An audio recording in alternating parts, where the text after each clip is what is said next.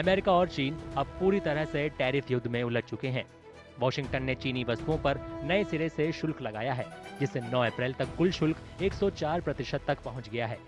जवाबी कार्रवाई में बीजिंग ने अमेरिकी आयात पर 84% टैरिफ लगाया है। ये बड़ी वृद्धि पहले की गई कार्रवाई के बाद हुई है, जिसमें फेंटेनाइल तस्करी में चीन की कथित भूमिका से जुड़ा 34% अमेरिकी टैरिफ और 20% शुल्क शामिल है। इसके बाद चीन ने पहले दौर के जवाबी उपाय किए थे, लेकिन इस बार बीजिंग ने अंत तक लड़ने का अपना रुख साफ कर दिया। China's export 104% tariff would hurt it very severely. See, if some US citizen was buying something for $10, can you expect him to overnight start buying the same thing for $20? So what would happen? Chinese exports would be hit.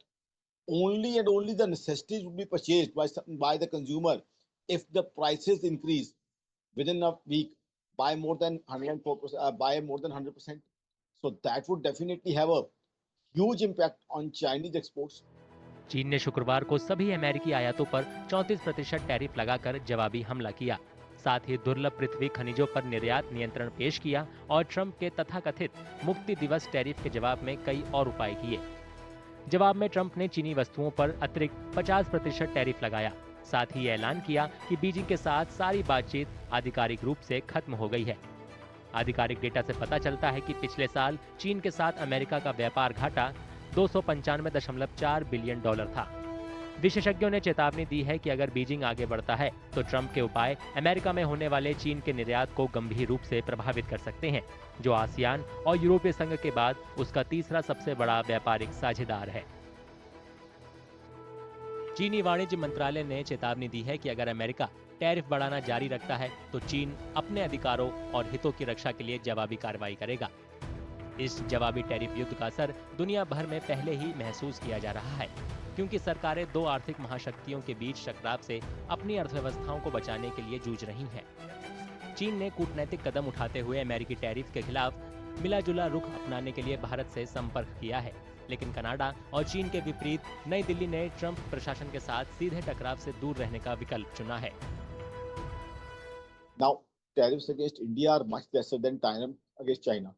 So there can be a lot of manufacturing which may shift to India, since India would get tariff arbitrage. Secondly, India stands to gain also from this situation because money which was meant initially for Indian stock markets, the global money, global portfolio money, it had started going to China.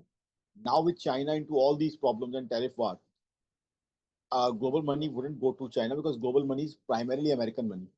So they would prefer coming to India, which is a friendly country, which is not involved in a trade war, which is negotiating. चीनी निर्यातक व्यापार युद्ध के असर को कम करने के लिए दो प्रमुख रणनीतियां अपना रही हैं।